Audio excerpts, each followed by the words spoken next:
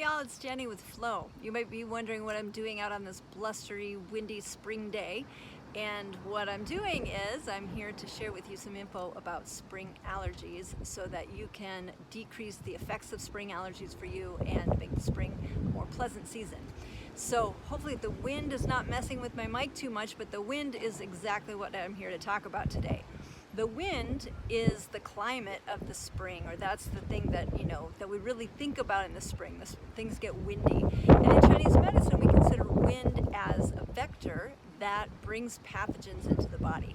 And that those pathogens the wind enters at the base of the skull through some points there. And when the wind gets in to the channels, then it blocks the normal flow of qi in the channels, and so then we don't see the channels functioning the way that they should. And so instead of the qi flowing normally, it stops flowing, or or whatever, it gets kind of caught up. And then we see things like, red, watery, itchy eyes, and we see things like nasal and sinus congestion and runny nose, and even like ears feeling clogged and fatigue and all of that kind of stuff, because the qi isn't functioning correctly because the wind got in and is messing with the normal function. So then the question is, what can you do about it? Well, of course, acupuncture is highly effective at treating allergies. It can get the wind out of the body and whatever else the wind brought in. So the dampness, the heat, the cold, whatever, and whatever is stirring up those the allergic reactions for you. So people are going to react differently to allergens, and part of the different reaction from one person to another has to do with kind of like, where's the weak point for you, or where is there already something going on in your organ system or in your body. And depending on what that is, you may have different symptoms. So, but the main thing I wanted to share with you today is what to do about those symptoms, what you can do on your own in between acupuncture treatments, and in general to reduce the seasonal allergies and everything that comes up from them. So one thing that you can do is keep your neck covered. So here in Tucson, it's starting to get warm in the spring, and it can feel like, oh gosh, what I don't want is a scarf on my neck.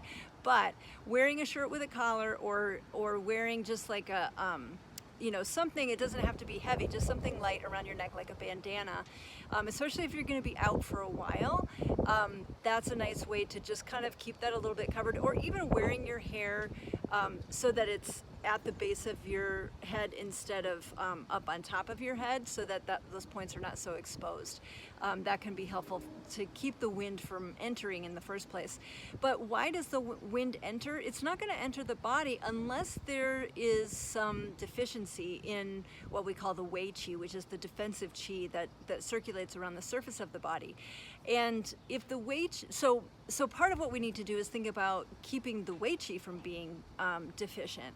And so think about things like your energy level, or your fatigue level, and your general vitality. So if you're out in the wind and you're really tired, or you're out in the wind and you're really hungry, or you're feeling depleted for whatever reason, those are going to increase those sort of situations will increase the likelihood of wind getting in and disrupting the flow of qi in the body.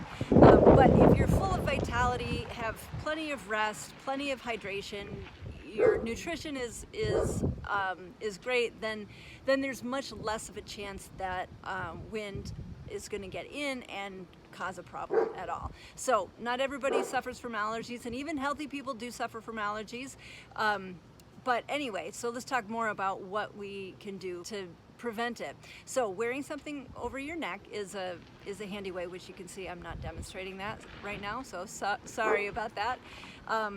But I do have my hair at the base of my head, not on the top of my head. I have those points kind of covered up.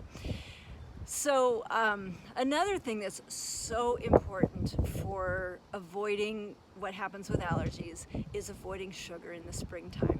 Now, what's tricky about that is that if you suffer from allergies probably your energy is low, because that's just part, you just feel fatigued when you have an allergic reaction going on, because essentially your body you have an immune response happening. So your body is rallying, trying to deal with this, what it's viewing as a foreign invader, and it's putting a bunch of energy to that. And so then you don't have energy for clear thoughts and for, other things that you want to do. So it can be tricky when your energy is low, because low energy is one thing that makes you want to go for sugar, go for carbs, go for like quick, easy energy. But that quick, easy energy in the form of sugar is the very thing that can make things worse, because you put sugar in the body and the body goes, oh, I'm fed. Oh, guess what? No, I'm not, because that sugar didn't really nourish you. It might have given you a little boost of energy, but it didn't really nourish you. And so it didn't do anything to really nourish your blood or boost your chi. So you're in this same situation where you're just as vulnerable to wind getting in and having the effects of allergies, but then also with more sugar on board, that has an adverse effect on the spleen. And when the spleen is not functioning correctly, that's when we get mucus. And mucus is definitely something that can be a problem for allergies for people, whether it's sinus or nasal congestion. So avoiding sugar is really important, even though it's tricky because you want to go for it when your energy is low. Avoiding sugar is so important in the springtime if you suffer from allergies. Also, increasing fluid intake is really important. So you want to make sure there's plenty of fluid on board, partly to dilute the allergens, partly to produce plenty of blood, and partly just because if you are suffering from allergies and your eyes are watering and your nose is running, you're losing a lot of fluid, so you really need to put those fluids back in the body. So covering your neck, avoid sugar, increase fluids in general, but specifically water, but also mint tea can really be nice. Mint cools the liver.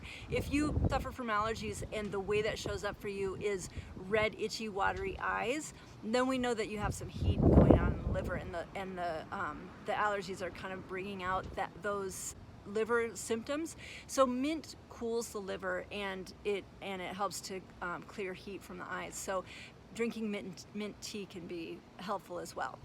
So these are a few things that you can do. Let me tell you some points actually before I sign off. A couple of points that can help, especially with like sinus nasal kind of stuff and anything around the eyes. So there's a point, large intestine 20, right at the corner, like where the nostril meets the face, that helps to open the nose. And then right up from there, kind of on the edge of the nose, is another point called Bitong, which helps to open the nose. So that helps with nose and with sinuses. There's a point just under the eye, so when you're looking straight ahead, it lines up with the pupil, right, kind of on the edge of the orbit or the bone, where that kind of makes the bottom of where the eye socket is.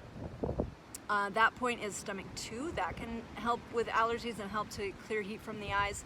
Also, both the inner corner of the eyebrows and the outer corner of the eyebrows, those both have points also. And actually right in the middle of the eyebrow is an extra point. All of those help to clear the eyes and help to get the channels around the eyes moving more freely. So those are some hints on getting through the spring with allergies. Covering your neck, avoiding sugar, drinking lots of water, drinking mint tea, and using some of these points on the face to help keep the channels in the face open and moving correctly.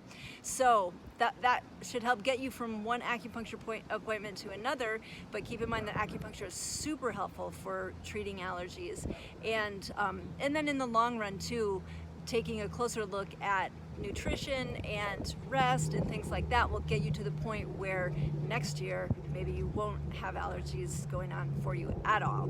So that's it for some thoughts on allergies here in the windy spring. I hope that was helpful for you, and let me know if it was, and I will see you around in the universe and at Flow. If you want to schedule an appointment, you can book at livelifeintheflow.jnap.com, and I will see you there. Blessings.